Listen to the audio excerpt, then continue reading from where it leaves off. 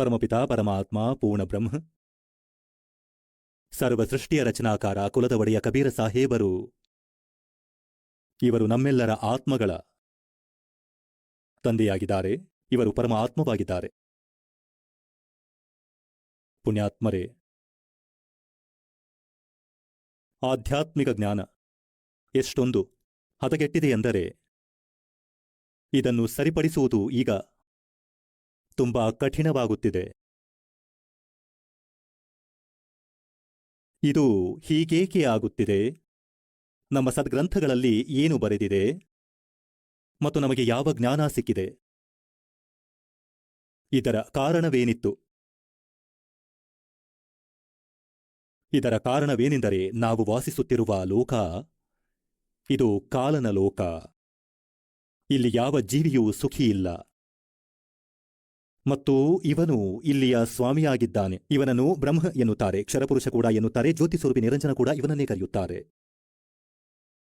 ಇವನು ಬಯಸುವುದಿಲ್ಲ ಇಲ್ಲಿಯ ಜೀವಿಗಳಿಗೆ ಪರಮಾತ್ಮನ ವಿಷಯದ ಬಗ್ಗೆ ಮಾಹಿತಿಯಾಗಲೆಂದು. ಇವನಿಗೆ ಭಯವಿರುತ್ತದೆ. ಏನೆಂದರೆ ಇಲ್ಲಿಯ ಜೀವಿಗಳಿಗೆ ತಮ್ಮ ಮೂಲಸ್ಥಾನದ ಬಗ್ಗೆ ತಿಳಿದುಕೊಂಡು ಅಲ್ಲಿಯ ಸುಖದಿಂದ ಪರಿಚಿತರಾದರೆ ಇಲ್ಲಿ ಯಾರೂ ಇರುವುದಿಲ್ಲ. ಈ ಭಯದಿಂದ, ಈ ರಾಜನೀತಿಯಿಂದ, ಕೆಟ್ಟ ರಾಜನೀತಿಯಿಂದ ನಮ್ಮನ್ನು ಇಲ್ಲಿ ತಡೆದಿರುವನು. ಸುನಿಯೋಜಿತ ಷಡ್ಯಂತ್ರದಿಂದ ನಮ್ಮನ್ನು ಇಲ್ಲಿ ಬಂಧಿಸಿ ತಡೆಯಲಾಗಿದೆ. ಯಾವುದೇ ಕ್ರಿಯೆ ನೋಡಿಕೊಳ್ಳಿ, ನಾವು ವಿವಶರಾಗಿ ಮಾಡಬೇಕಾಗುತ್ತಿದೆ. ಇಂತಹ ಶರೀರ ನೀಡಿದ್ದಾನೆ. ಒಂದು ವೇಳೆ ನಾವು ಊಟ ಮಾಡದಿದ್ದರೆ ಇದು ಕೆಲಸ ಮಾಡುವುದಿಲ್ಲ. ಇದರ ರಕ್ಷಣೆ ಮಾಡಬೇಕು, ಬಿಸಿಲು ಚಳಿಯಿಂದ ರಕ್ಷಿಸಬೇಕಾಗುವುದು. ಪೂರ್ತಿ ಜೀವನ ನಾವು ಈ ಶರೀರದ ಪಾಲನೆ ಪೋಷಣೆಯಲ್ಲಿ ತೊಡಗಿರುತ್ತೇವೆ. ಇದರದೇ ರಕ್ಷಣೆ ಪೋಷಣೆಯಲ್ಲಿ ಇಡೀ ಜೀವನವನ್ನು ಕಳೆದುಕೊಳ್ಳುತ್ತೇವೆ. ಕೊನೆಯಲ್ಲಿ ಇದನ್ನು ನಾಶಪಡಿಸುತ್ತಾನೆ. ಒಂದು ವೇಳೆ ಇದು ನಷ್ಟವಾಗದಿದ್ದರೆ ಯಾವ ತೊಂದರೆಯೂ ಇರಲಿಲ್ಲ. ನಾವು ಹಠವಾದಿಗಳಾಗಿ ದುಃಖಗಳನ್ನೂ ಸಹಿಸುತ್ತಾ ಇವುಗಳಲ್ಲಿಯೇ ಬಿದ್ದಿರುತ್ತೇವೆ. ಆದರೆ ಇದು ನಷ್ಟವಾಗುತ್ತದೆ. ಈ ಭಯವೂ ಜೊತೆಯಲ್ಲಿರುತ್ತದೆ. ಹೇಳುವ ಅರ್ಥವೇನೆಂದರೆ ಎಲ್ಲಿಯವರೆಗೆ ನಾವು ಈ ಆಧ್ಯಾತ್ಮಿಕ ಜ್ಞಾನವನ್ನು ಪೂರ್ಣವಾಗಿ ತಿಳಿಯುವುದಿಲ್ಲವೋ ಅಲ್ಲಿವರೆಗೆ ನಾವು ಪರಮಾತ್ಮನ ಭಕ್ತಿಯನ್ನು ಮಾಡಲು ಸಾಧ್ಯವಿಲ್ಲ. ಅದಲ್ಲದೆ ನಾವು ನಮ್ಮ ಉದ್ದೇಶದಲ್ಲಿ ಸಫಲರಾಗಲು ಸಾಧ್ಯವಿಲ್ಲ. ಇದಕ್ಕಾಗಿ ನಾವು ಆ ಪರಮಾತ್ಮನನ್ನು ತಿಳಿದುಕೊಳ್ಳಬೇಕು. ಹೇಗೆಂದರೆ ಇಂದು ಬೆಳಗ್ಗೆಯ ಸತ್ಸಂಗದಲ್ಲಿ ನಿಮಗೆ ಹೇಳಿದ್ದೆ. ಏನೆಂದರೆ ಪೂರ್ಣ ಪರಮಾತ್ಮ, ಪರಮಾಕ್ಷರ ಬ್ರಹ್ಮ ಅವರು ಸ್ವತಃ ಸತ್ಯಲೋಕದಿಂದ ನಡೆದು ಬರುತ್ತಾರೆ ಮತ್ತು ತನ್ನ ಪ್ರೀತಿಯ ಆತ್ಮಗಳಿಗೆ ಹಾಗೂ ಒಳ್ಳೆಯ ಆತ್ಮಗಳಿಗೆ ಸಿಗುತ್ತಾರೆ. ಅವರಿಗೆ ತತ್ವಜ್ಞಾನವನ್ನೂ ತಿಳಿಸುತ್ತಾರೆ. ಪರಮಾತ್ಮ ಮೇಲೆ ಸತ್ಯಲೋಕದಲ್ಲಿ ಇರುತ್ತಾರೆ. ಮೂರನೇ ಮುಕ್ತಿಧಾಮದಲ್ಲಿ ವಿರಾಜಮಾನರಾಗಿದ್ದಾರೆ. ಈಗ ಪುಣ್ಯಾತ್ಮರೇ, ಈ 4 ವೇದಗಳು ಪ್ರತಿಯೊಬ್ಬ ಮನುಷ್ಯನ ಹೃದಯದಲ್ಲಿ ಇವೆ, ವಿಶೇಷವಾಗಿ ಹಿಂದೂ ಸಮಾಜಕ್ಕೆ ಸಂಬಂಧಿಸಿದವರಲ್ಲಿ. ಮತ್ತು ಎಲ್ಲರೂ ಹೇಳುತ್ತಾರೆ ವೇದಗಳಂತೂ ಸತ್ಯಜ್ಞಾನವಾಗಿದೆ. ವೇದಗಳಲ್ಲಿ ಬರೆದಿರುವುದೇ ಫೈನಲ್ ಆಗಿದೆ, ಸತ್ಯವಾಗಿದೆ.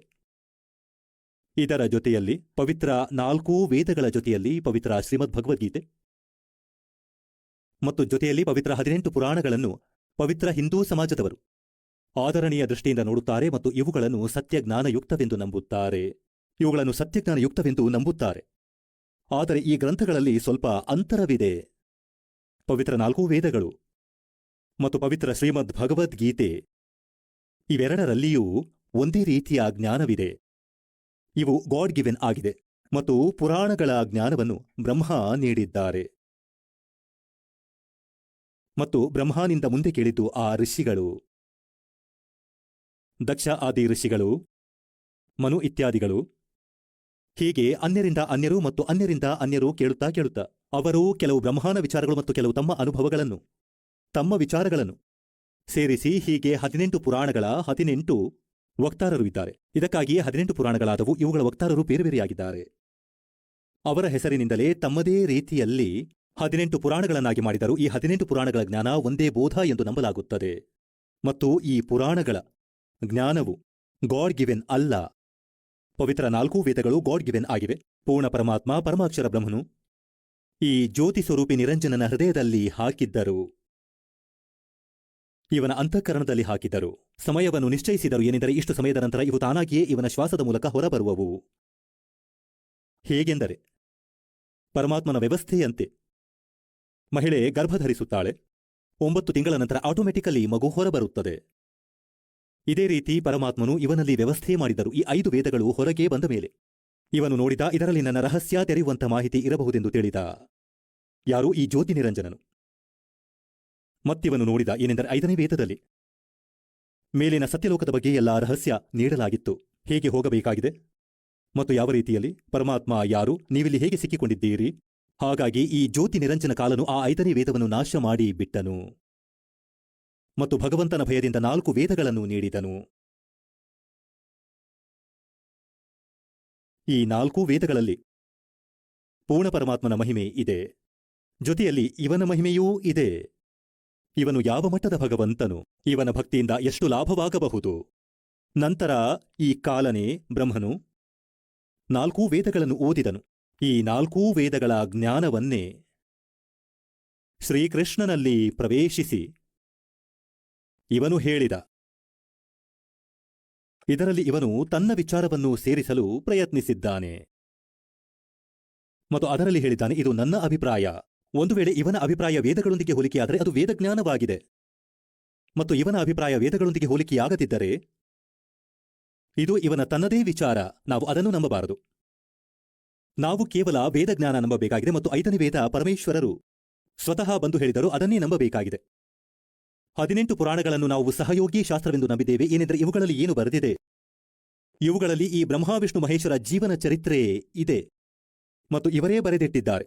ಇವುಗಳಲ್ಲಿ ಕೇವಲ ಇವರ ಸ್ಥಿತಿಯ ಬಗ್ಗೆ ಸರಿಯಾಗಿ ಬರೆದಿಟ್ಟಿದ್ದಾರೆ. ಅದನ್ನು ನಾವು ಸತ್ಯವೆಂದು ನಂಬಬೇಕು. ಮತ್ತು ಈ ಪುರಾಣಗಳಲ್ಲಿ ವೇದಗಳ ವಿಪರೀತ ಜ್ಞಾನವಿದೆ. ಅದು ನಂಬುವಂಥದ್ದಲ್ಲ. ವಿಪರೀತ ಯಾವುದಾಗಿದೆ ಅಂದರೆ ವೇ ಆಫ್ ವರ್ಷಿಪ್. ಉಳಿದ ಜ್ಞಾನವಂತೂ ವೇದಗಳಿಂದ ಭಿನ್ನವಾಗಿದೆ. ಅದರಲ್ಲಿ ಅವರದೇ ಜೀವನ ಚರಿತ್ರೆ ಬರೆಯಲಾಗಿದೆ. ಬ್ರಹ್ಮನ ಸ್ಥಿತಿ ಏನು, ವಿಷ್ಣುವಿನ ಸ್ಥಿತಿ ಏನು, ಭಗವಂತ ಶಿವನ ಸ್ಥಿತಿ ಏನು, ಈ ರೀತಿಯ ಕಥೆಗಳು ಇದರಲ್ಲಿ ಬರೆಯಲಾಗಿದೆ. ಇವರ ಲೀಲೆ ಬರೆಯಲಾಗಿದೆ. ಅದರ ಜೊತೆಯಲ್ಲಿ ಋಷಿಗಳು ತಮ್ಮ ಅನುಭವ ಬರೆದಿದ್ದಾರೆ.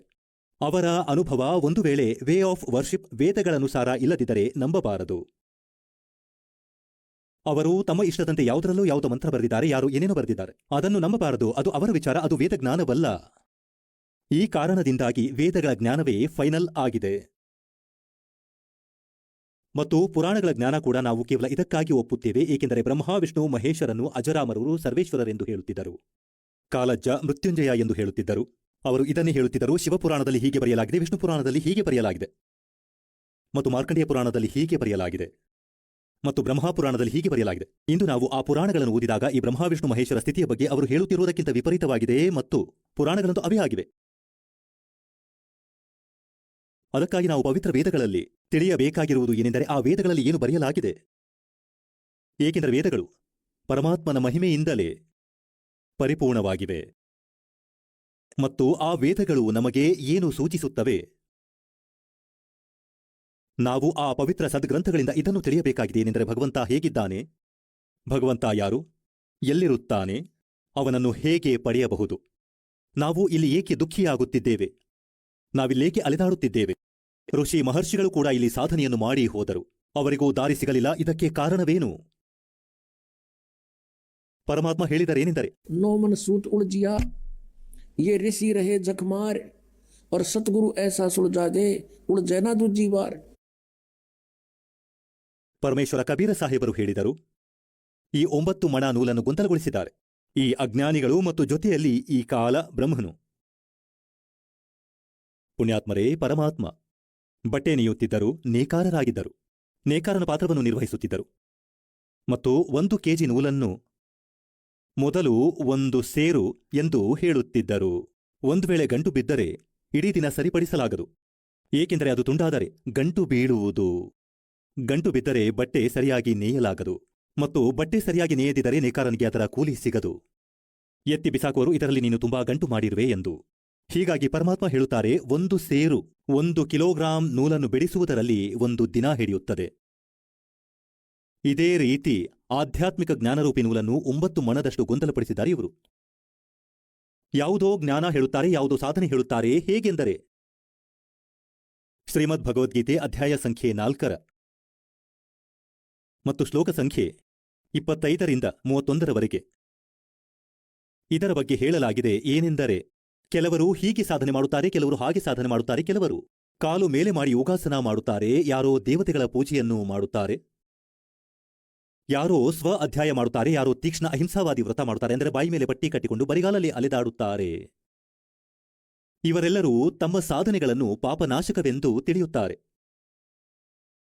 ನಂತರ ಹೇಳಿದ್ದಾರೆ 4ನೇ ಅಧ್ಯಾಯದ 32ನೇ ಶ್ಲೋಕದಲ್ಲಿ ಏನೆಂದರೆ, ಈ ರೀತಿಯ ಬಹಳ ವಿಸ್ತಾರವಾಗಿ ಯಜ್ಞ ಅಂದರೆ ಧಾರ್ಮಿಕ ಅನುಷ್ಠಾನಗಳ ಮಾಹಿತಿಯನ್ನು ಸಚ್ಚಿದಾನಂದ ಘನ ಬ್ರಹ್ಮನ ವಾಣಿಯಲ್ಲಿ ಆ ಪರಮ ಅಕ್ಷರ ಬ್ರಹ್ಮನು ಸ್ವತಃ ಬಂದು ತನ್ನ ಮುಖದಿಂದ ಹೇಳಿರುವುದೇ 5ನೇ ವೇದವಾಗಿದೆ.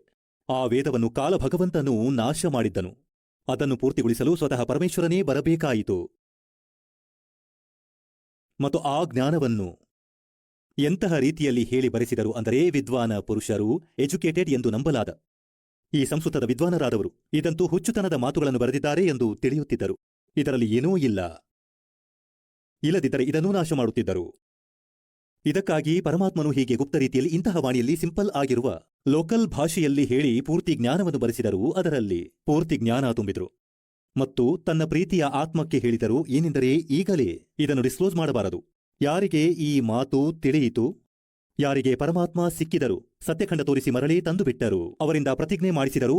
धर्मदास तो लाख दुहाई, ये मूल ज्ञान अभी कित बार न जाई, मूल ज्ञान बार जो पढ़ी, ये बिचली पीढ़ी हंस नहीं तरही. ಒಂದು ವೇಳೆ ಈ ಜ್ಞಾನ ಇಂದಿನಿಂದ 600 ವರ್ಷಗಳ ಮೊದಲೇ ಡಿಸ್ಕ್ಲೋಸ್ ಆಗಿದ್ದರೆ, ಈ ನಕಲಿ ಸಂತರು ಪಂಥಗಳು ಇದೇ ಜ್ಞಾನವನ್ನು ಹೇಳುತ್ತಾ ತಿರುಗುತ್ತಿದ್ದರು ಮತ್ತು ಇದೇ ಮಂತ್ರ ನೀಡುತ್ತಿದ್ದರು. ಇವರು ಆ ನಾಮವನ್ನು ನೀಡುವ ಅಧಿಕಾರಿಗಳಾಗಿರಲಿಲ್ಲ. ಡೂಪ್ಲಿಕೇಟ್ ಪಾಸ್ಪೋರ್ಟ್ನಿಂದಲೂ ವಿದೇಶಕ್ಕೆ ಹೋಗಲು ಸಾಧ್ಯವಿಲ್ಲ. ಈ ರೀತಿ ಎಲ್ಲವೂ ನಾಶವಾಗುತ್ತಿತ್ತು. ಆದರೂ ಪರಮಾತ್ಮ ಈ ಭಕ್ತಿಯನ್ನು ಈ ಕಲಿಯುಗದ ತನಕ ತಂದಿದ್ದಾರೆ. कहते सोशल सीधर मैं करूं अपने जन के काज. ನಮಗಾಗಿ ಅವರು ಇಷ್ಟೊಂದು ಲೀಲೆಗಳನ್ನು ಮಾಡಬೇಕಾಯಿತು ಮತ್ತು ಆ ತತ್ವಜ್ಞಾನವನ್ನು ಇಂದು ಮಧ್ಯದ ಪೀಳಿಗೆಯಲ್ಲಿ ತಂದು ಡಿಸ್ಕ್ಲೋಸ್ ಮಾಡಿದ್ದಾರೆ ಈ ದಾಸನ ಮಾಧ್ಯಮದಿಂದ. ಇದಕ್ಕಾಗಿಯೇ ಪರಮಾತ್ಮ ಹೇಳಿದ್ದಾರೆ, धर्मदास तो लाख दुहाई, ये मूल ज्ञान. ಇದಾಗಿದೆ ಮೂಲ ಜ್ಞಾನ. ನಂತರ ಪರಮಾತ್ಮ ಇನ್ನೊಂದು ವಾಣಿ ಹೇಳಿದ್ದಾರೆ, कि 33 अरब ज्ञान हम व्याख्या और मूल ज्ञान गुप्त ही रख्या. 33 ಶತಕೋಟಿಯಷ್ಟು ವಾಣಿಗಳನ್ನು ನಾನು ಹೇಳಿಬಿಟ್ಟೆ. ಈ ಕಬೀರ್ ಸಾಗರದಲ್ಲಿ, ಕಬೀರ್ ಸಾಖಿಯಲ್ಲಿ, ದೋಹೆಗಳಲ್ಲಿ. ಆದರೆ ಈ ಮೂಲ ಜ್ಞಾನವನ್ನು ನಾವು ಈವರೆಗೂ ಗುಪ್ತವಾಗಿಯೇ ಇಟ್ಟಿದ್ದೆವು ಮತ್ತು ಈಗ ಇದನ್ನು ಈ ದಾಸನ ಮಾಧ್ಯಮದಿಂದ ಭಗವಂತನು ಸಾರ್ವಜನಿಕಗೊಳಿಸಿದ್ದಾರೆ. ಏಕೆಂದರೆ ಈಗ ಈ ಎಲ್ಲಾ ಪಂಥಗಳು ನಾಶವಾಗುವವು. ಇವುಗಳ ಅಸ್ತಿತ್ವ ಕೊನೆಗೊಳ್ಳುವುದು ಕೆಲವೇ ದಿನಗಳಲ್ಲಿ. ಏಕೆಂದರೆ ಜನರು ಬುದ್ಧಿವಂತರಾಗಿದ್ದಾರೆ, ತಮ್ಮ ಒಳ್ಳೆಯದರ ಕೆಟ್ಟದರ ಜ್ಞಾನ ಚೆನ್ನಾಗಿ ತಿಳಿಯುತ್ತಾರೆ. ಆದರೆ ಇವರಿಗೆ ನಂಬಿಕೆಯಾಗಲಿಲ್ಲ, ಏನೆಂದರೆ ಈ ನಮ್ಮ ಗುರುಗಳು ನಕಲಿ ಎಂದು. ಮತ್ತು ಅವರಿಗೆ ನಂಬಿಕೆಯಾಗುವುದು ಯಾವಾಗ ಈ ದಾಸನ ಜ್ಞಾನವನ್ನು ಚೆನ್ನಾಗಿ ತಿಳಿದುಕೊಂಡು ಮತ್ತು ಸದ್ಗ್ರಂಥಗಳಿಂದ ಹೊಂದಾಣಿಕೆ ಮಾಡಿ ನೋಡಿದರೆ. ನಂತರ ಆ ನಕಲಿಗಳನ್ನು ಬಿಟ್ಟು ತಾವೇ ಬರುವರು. ಆದರೆ ಕೆಲವರು ಇಂತಹ ವ್ಯಕ್ತಿಗಳಿರುತ್ತಾರೆ, ಅವರು ಹೇಳುವುದಿಲ್ಲ, ಯಾರಾದರೂ ಹೇಳಿದ್ದು ಕೇಳುವುದಿಲ್ಲ ಮತ್ತು ಗುರುಗಳು ಹೇಳಿದ್ದೇ ಸರಿ ಇದೆ. ಅಂಥವರ ಬಗ್ಗೆ ಪರಮಾತ್ಮ ಹೇಳುತ್ತಾರೆ, कि चतुर प्राणी चोर है और मूड मुग्ध ठोठ, संतों के निकाम के इन दे गलजोट. ಇಷ್ಟೊಂದು ಪ್ರಮಾಣಗಳನ್ನು ನೋಡಿ ಯಾವ ವ್ಯಕ್ತಿ ಇವರು ಸಂತರಲ್ಲ ಎಂದು ನಂಬುವುದಿಲ್ಲವು. ಹೇಳುತ್ತಾರೆ, ಅವನಂತೂ ಮೂರ್ಖನಾಗಿದ್ದಾನೆ ಮತ್ತವನು ನಮ್ಮ ಕೆಲಸಕ್ಕೆ ಬಾರದವನು, ಅವನನ್ನು ಅವರ ಬಳಿಯೇ ಇರಲ್ಬಿಡಿ. ಒಬ್ಬ ಭಕ್ತ ಹೇಳುತ್ತಿದ್ದ, ಈ ಅನ್ಯಪಂಥಗಳಲ್ಲಿ ಸೇರಿದವರೆಲ್ಲರೂ ಬರುವರು, ಆದರೆ ಅವನೊಂದು ಉದಾಹರಣೆಯನ್ನು ಕೊಟ್ಟ. ಏನೆಂದರೆ, ಬಸ್ಸಿನಲ್ಲಿ ಪ್ರಯಾಣ ಮಾಡುವಾಗ ರಸ್ತೆಯಲ್ಲಿ ಕೆಲವೊಮ್ಮೆ ಬಸ್ಸು ಕೆಟ್ಟು ಹೋಗುತ್ತದೆ. ಆಗ ಕೆಲವು ಬುದ್ಧಿವಂತರು ಐಡಿಯಾ ಹಚ್ಚಿಕೊಳ್ಳುತ್ತಾರೆ, ಇದಂತೂ ಕೆಟ್ಟು ಹೋಗಿದೆ. ಜೋಲಿ ಹೊಡೆಯುತ್ತಾ ಹೋಗಿ ಮತ್ತೆ ಅದು ನಿಂತು ಹೋದರೆ ಅದೇ ಸಮಯದಲ್ಲಿ ಬೇರೆ ಬಸ್ಸು ಬಂದಾಗ ತಕ್ಷಣವೇ ಇಳಿದು ಹತ್ತುತ್ತಾರೆ, ಮತ್ತೊಮ್ಮೆ ಹಣ ನೀಡಬೇಕಾಗುವುದೆಂದು ಯೋಚಿಸುವುದಿಲ್ಲ. ಇನ್ನೂ ಕೆಲವರು ಹೇಗೆಂದರೆ, ಕಂಡಕ್ಟರ್ ಡ್ರೈವರ್ ಸ್ವತಃ ಬಸ್ ಕೆಟ್ಟು ಹೋಗಿದೆ ಎಂದು ಹೇಳಿದಾಗಲೇ ಅವರು ಇಳಿದು ಬೇರೆ ಬಸ್ನಲ್ಲಿ ಹತ್ತುವರು. ಮತ್ತವನು ಹೇಳಿದ ಕೆಲವರು ಹೇಗೆಂದರೆ, ಕಂಡಕ್ಟರ್ ಡ್ರೈವರ್ ಹೇಳಿದ ನಂತರವೂ ಕುಳಿತಿರುತ್ತಾರೆ. ಕಂಡಕ್ಟರ್ ಡ್ರೈವರ್ ಬೇರೆ ಬಸ್ಸಿಗೆ ಹತ್ತಿದಾಗ ಅವರು ಇಳಿದು ಹತ್ತುತ್ತಾರೆ. ಅವರು ಆಗ ಇಳಿಯುವರು. ನಿಜವಾಗಿಯೂ ಈಗಂತೂ ಇವರು ಹೋದರು. ಕೆಲವರು ಹೀಗಿದ್ದಾರೆ, ಇವರ ಗುರುಗಳು ಪಲಾಯನ ಮಾಡಿದಾಗ ಬರುವರು. ಏಕೆಂದರೆ ಜನರು ಇವರನ್ನು ಬದುಕಲು ಬಿಡುವುದಿಲ್ಲ. ಇವರ ಅಮೂಲ್ಯ ಜೀವನ ನಾಶ ಮಾಡಿಟ್ಟಿದ್ದಾರೆ, ಒಂದು ಶ್ವಾಸದ ಮೌಲ್ಯ.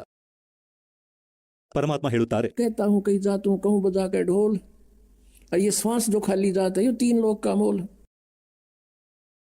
ಒಂದು ಶ್ವಾಸದ ಮೌಲ್ಯ ಇಷ್ಟೊಂದಿದೆ. ಮನುಷ್ಯ ಜೀವನದ ಎಷ್ಟು ಶ್ವಾಸಗಳು ಹಾಳು ಮಾಡಿದರೂ, ಏಕೆಂದರೆ ಶ್ವಾಸಗಳಿಂದಲೇ ಜೀವಿಯ ಜೀವನವಿದೆ ಮತ್ತು ಸತ್ಯಭಕ್ತಿ ಮಾಡದೆ ಎಷ್ಟು ಶ್ವಾಸಗಳು ವ್ಯರ್ಥವಾದವು. ಹೀಗೆ ಜ್ಞಾನ ಇಲ್ಲದೆ ಅವರ ಬಹಳಷ್ಟು ಶ್ರದ್ಧಾಳುಗಳಾಗಿದ್ದಾರೆ. ಅವರೂ ಕೂಡ ನಮ್ಮ ಬಳಿ ಏನೂ ಇಲ್ಲ ಎಂದಾಗ ಇಲ್ಲಿಗೆ ಬರುತ್ತಾರೆ. ಹಾಗೆ ಹೇಳುವ ಇವರು ಪುಣ್ಯಾತ್ಮರೇ ಇರಬಹುದು. ಇಂತಹ ಬಹಳಷ್ಟು ಮಹಂತರಿದ್ದಾರೆ. ಇವರು ಅನೇಕ ಶಿಷ್ಯರನ್ನು ಹೊಂದಿದ್ದರು. ಅವರ ಶಿಷ್ಯರು ಈ ಜ್ಞಾನದಿಂದ ಪರಿಚಿತರಾಗಿ ಅವರ ಜೊತೆ ಸಂಪರ್ಕಿಸಿ ಮತ್ತು ಹೇಳಿದರು, ನೋಡಿ, ತಾವೂ ಕೂಡ ಭಗವಂತನಿಗಾಗಿ ಹೊರಟಿರುವಿರಿ ಮತ್ತು ನಾವು ಭಗವಂತನಿಗಾಗಿಯೇ ನಿಮ್ಮ ಅನುಯಾಯಿಗಳಾಗಿದ್ದೇವೆ.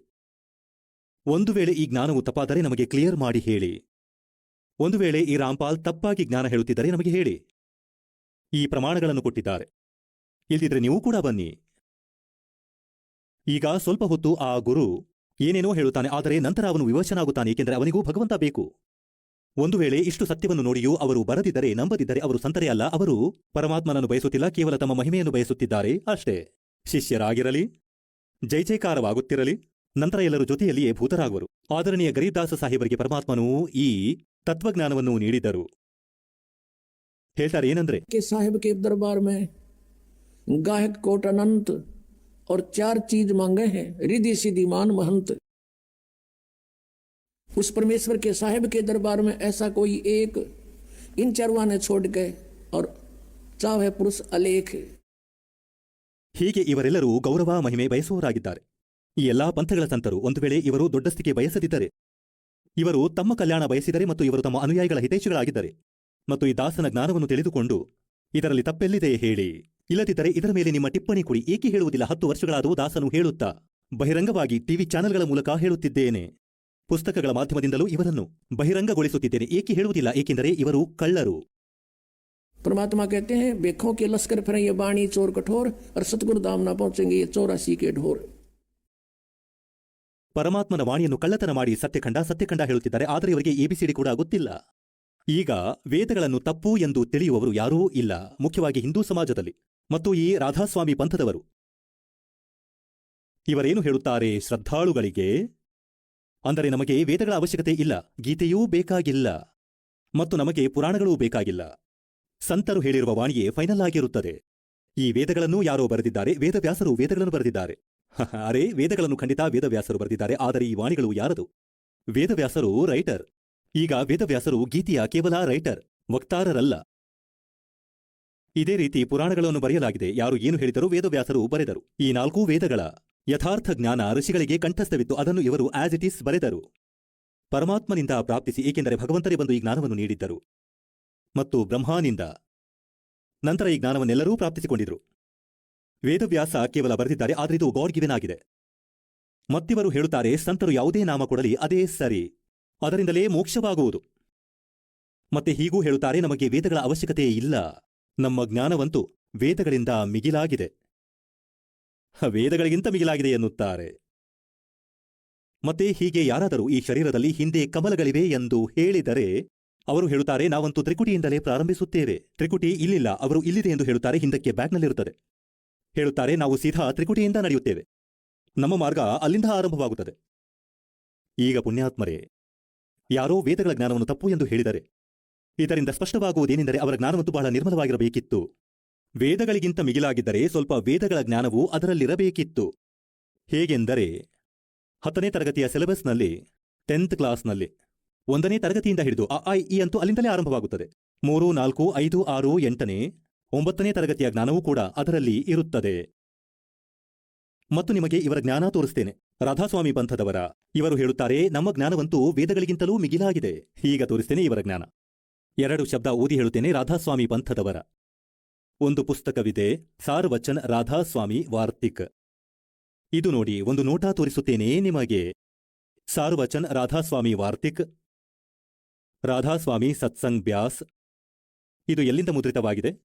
ಪ್ರಕಾಶಕರು ಜಗದೀಶ್ ಚಂದ್ರ ಸೆಕ್ರೆಟರಿ, ರಾಧಾಸ್ವಾಮಿ ಸತ್ಸಂಗ್ ಬ್ಯಾಸ್, ಡೇರಾ ಬಾಬಾ ಜೈಮಲ್ ಸಿಂಗ್, ಪಂಜಾಬ್. 2003ರಲ್ಲಿ 16ನೇ ಸಂಸ್ಕರಣವಾಗಿದೆ. ಇದು ಇಲ್ಲಿಂದ ಮುದ್ರಿತಗೊಂಡಿದೆ. Printed in India by Lakshmi offset printers, Delhi. ಇಷ್ಟು ಇದರ ಪೀಠಿಕೆಯಲ್ಲಿ ಬರೆಯಲಾಗಿದೆ. ಸಾರ್ ವಚನ ರಾಧಾಸ್ವಾಮಿ ವಾರ್ತಿಕ್ ಹಜೂರ್ ಸ್ವಾಮೀಜಿ ಮಹಾರಾಜರ ವಚನಗಳ ಸಂಗ್ರಹವಾಗಿದೆ. ಈ ವಚನಗಳನ್ನು ಪ್ರವಚನಗಳಲ್ಲಿ ಮತ್ತು ಅನ್ಯ ಚರ್ಚೆಗಳಲ್ಲಿ ಭಕ್ತರು ನೋಟ್ ಮಾಡಿಕೊಂಡಿದ್ದರು. ಸ್ವಾಮಿ ಮಹಾರಾಜರು ಪರಮಧಾಮಕ್ಕೆ ತೆರಳಿದ ಕೆಲವು ವರ್ಷಗಳ ನಂತರ ಇವುಗಳನ್ನು ಸಂಗ್ರಹಿಸಿ ಪುಸ್ತಕ ರೂಪದಲ್ಲಿ ಮುದ್ರಿತಗೊಳಿಸಲಾಯಿತು. 1902ರಲ್ಲಿ ಬಾಬಾ ಜೈಮಲ್ ಸಿಂಗ್ ಮಹಾರಾಜರು ಸಾರ್ ವಚನ ರಾಧಾಸ್ವಾಮಿ ವಾರ್ತಿಕ್ ಇದನ್ನು ಮೊದಲ ಬಾರಿ ಗುರುಮುಖಿ ಲಿಪಿಯಲ್ಲಿ ಮುದ್ರಿಸಲಾಯಿತು. ಪ್ರಸ್ತುತ ಪುಸ್ತಕ ಅದೇ ಪ್ರಥಮ ಗುರುಮುಖಿ ಸಂಸ್ಕರಣದ ಅನುಸಾರವಾಗಿದೆ ಮತ್ತು ಈಗ ಇದರ ಹಿಂದಿ ಸಂಸ್ಕರಣ ಪ್ರಕಾಶಿತಗೊಳಿಸಲಾಗುತ್ತಿದೆ. ಸ್ವಾಮೀಜಿ ಮಹಾರಾಜರ ಶುಭನಾಮ. ಯಾರು ಈ ರಾಧಾಸ್ವಾಮಿ ಪಂಥವನ್ನು ಸ್ಥಾಪಿಸಿದ್ದರೂ ಇದರ ಪ್ರವರ್ತಕನೆಂದು ತಿಳಿಯಲಾಗುತ್ತದೆ. ಸ್ವಾಮೀಜಿ ಮಹಾರಾಜರ ಶುಭನಾಮ ಸೇಠ್ ಶಿವದಯಾಲ್ ಸಿಂಗ್ ಆಗಿತ್ತು. ಇವರು 15 ಆಗಸ್ಟ್ 1818ರಂದು ಆಗ್ರಾ ನಗರದಲ್ಲಿ ಜನಿಸಿದ್ದರು.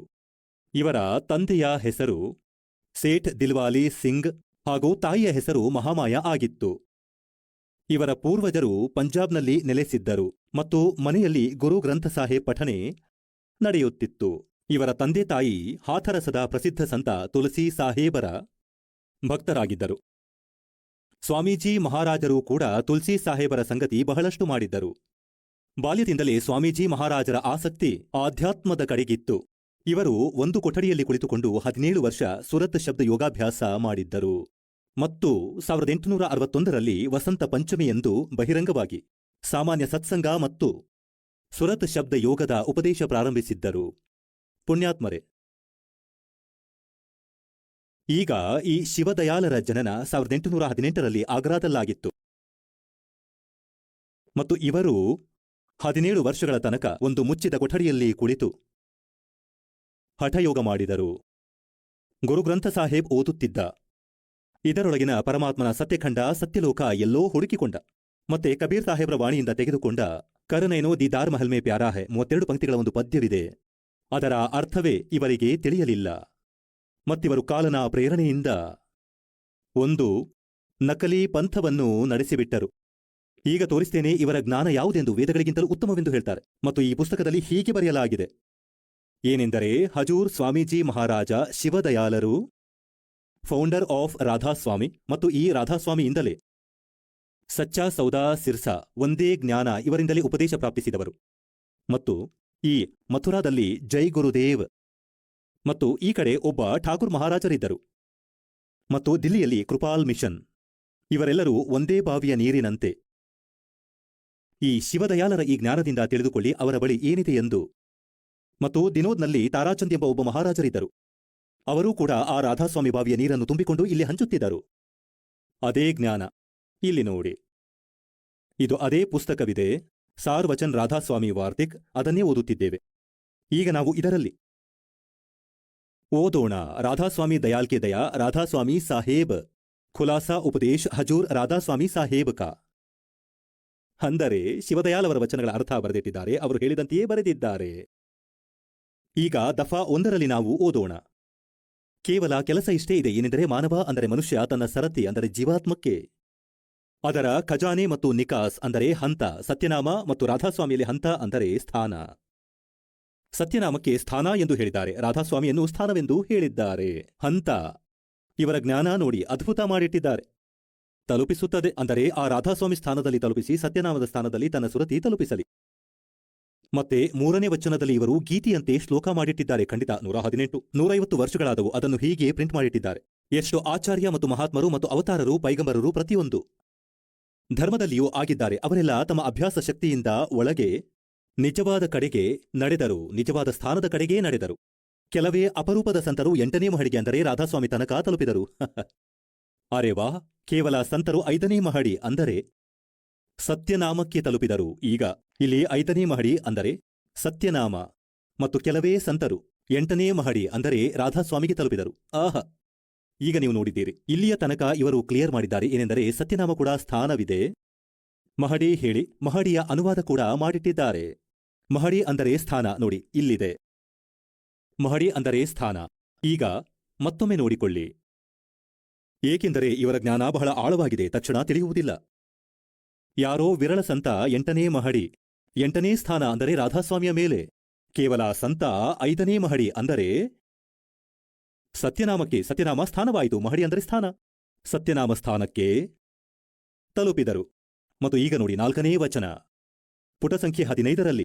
ಅದ್ಭುತ ಮಾಡಿದ್ದಾರೆ ಇವರದ್ದು, ರೆಕಾರ್ಡ್ ಮುರಿದರು, ಎಲ್ಲಾ ವೇದಗಳನ್ನು ಫೇಲ್ ಮಾಡಿಬಿಟ್ಟರು. ಈಗ ತಿಳಿಯಬೇಕೇನೆಂದರೆ ರಾಧಾಸ್ವಾಮಿ ಪದವಿ ಎಲ್ಲಕ್ಕಿಂತ ಮಿಗಿಲಾದ ಸ್ಥಾನವಾಗಿದೆ, ಅಂದರೆ ಎಲ್ಲಕ್ಕಿಂತ ಮೇಲಿನ ಸ್ಥಾನ. ಮತ್ತು ಇದೇ ನಾಮ ಕುಲದ ಮಾಲೀಕ ಮತ್ತು ಸತ್ಯ ಸಾಹೇಬನದಾಗಿದೆ, ಸತ್ಯ ಭಗವಂತನದಾಗಿದೆ. ಮತ್ತು ಈ ಹಂತದಿಂದ 2 ಸ್ಥಾನ ಕೆಳಗೆ, ಅಂದರೆ ರಾಧಾಸ್ವಾಮಿ ಸ್ಥಾನದಿಂದ 2 ಸ್ಥಾನ ಕೆಳಗೆ ಸತ್ಯನಾಮದ ಹಂತವಿದೆ. ನೋಡಿ, ನಿದ್ದೆಯಲ್ಲಿ ಹೇಳುತ್ತಾರೆ. ಹೇ ನಿನ್ನ, ಅದ್ಭುತವಾಯಿತು. ಈಗ ಹೇಳುತ್ತಾರೆ ಕೇವಲ ಸಂತ 5ನೇ ಮಹಡಿ ಅಂದರೆ ಸತ್ಯನಾಮಕ್ಕೆ ತಲುಪಿದರು. ಮಹಡಿ ಅಂದರೆ ಸ್ಥಾನ. ಮತ್ತು ಇವರು ಹೇಳಿದಂತೆ ಸತ್ಯನಾಮವಂತೂ ಸ್ಥಾನವಾಯಿತು, ಫೈನಲ್ ಆಯಿತು. ಇವರು ಸತ್ಯನಾಮವೆಂದು ಸ್ಥಾನಕ್ಕೆ ಹೇಳುತ್ತಾರೆ. ಈಗ ಇವರು ಹೇಳುತ್ತಾರೆ ಈ ಹಂತದಿಂದ 2 ಸ್ಥಾನ ಕೆಳಗೆ, ಮತ್ತು ಹಂತವು ಸ್ಥಾನವೇ ಆಗಿದೆ. ಈಗ ನಾವು ಸತ್ಯನಾಮ ತೆಗೆದುಬಿಟ್ಟರೆ ಈ ಸ್ಥಾನದ ಕೆಳಗೆ ಸ್ಥಾನದ ಸ್ಥಾನವಿದೆ. ಇದು ಇವರ ವೇದಗಳಿಗಿಂತ ಆಳವಾದ ಜ್ಞಾನ, ಸ್ಥಾನದ ಸ್ಥಾನವಿದೆ. ಮತ್ತು ಈ ಸತ್ಯನಾಮವನ್ನು ಹೇಗೆ ಡಿಫೈನ್ ಮಾಡಿದ್ದಾರೆ ನೋಡಿ, ಹೇಗೆ ಅರ್ಥೈಸಿದ್ದಾರೆ. ಸತ್ಯನಾಮದ ಹಂತವಿದೆ. ಇದನ್ನು, ಈ ಸತ್ಯನಾಮವನ್ನು ಸಂತರು ಸತ್ಯಲೋಕ, ಸತ್ಯಖಂಡ, ಸತ್ಯನಾಮಕ್ಕೆ ಸತ್ಯಲೋಕ ಕೂಡ ಹೇಳಿದ್ದಾರೆ, ಸತ್ಯಖಂಡ ಕೂಡ ಸತ್ಯನಾಮಕ್ಕೆ ಹೇಳಿದ್ದಾರೆ, ಮತ್ತು ಸಾರ ಶಬ್ದ ಕೂಡ ಸತ್ಯನಾಮಕ್ಕೆ, ಸತ್ಯ ಶಬ್ದವೂ ಸತ್ಯನಾಮಕ್ಕೆ ಹೇಳಿದ್ದಾರೆ, ಮತ್ತು ಸತ್ಯನಾಮ ಕೂಡ ಸತ್ಯನಾಮವೇ, ಮತ್ತು ಸತ್ಯಪುರುಷ ಕೂಡ ಸತ್ಯನಾಮವೇ. ಜಯವಾಗಲಿ ರಾಧಾಸ್ವಾಮಿ ಪಂಥದವರೇ. ಇದು ಇವರ ವೇದಗಳಿಗಿಂತ ಮಿಗಿಲಾದ ಟಾಪ್ ಮೋಸ್ಟ್ ಜ್ಞಾನವಾಗಿದೆ. ಇವರಿಗೆ ABCD ಗೊತ್ತಿಲ್ಲ. ಈ ಸತ್ಯನಾಮ ತಿನ್ನುವುದೋ, ಕುಡಿಯುವುದೋ, ಅಥವಾ ಸ್ಥಾನವೋ, ನಾಮವೋ.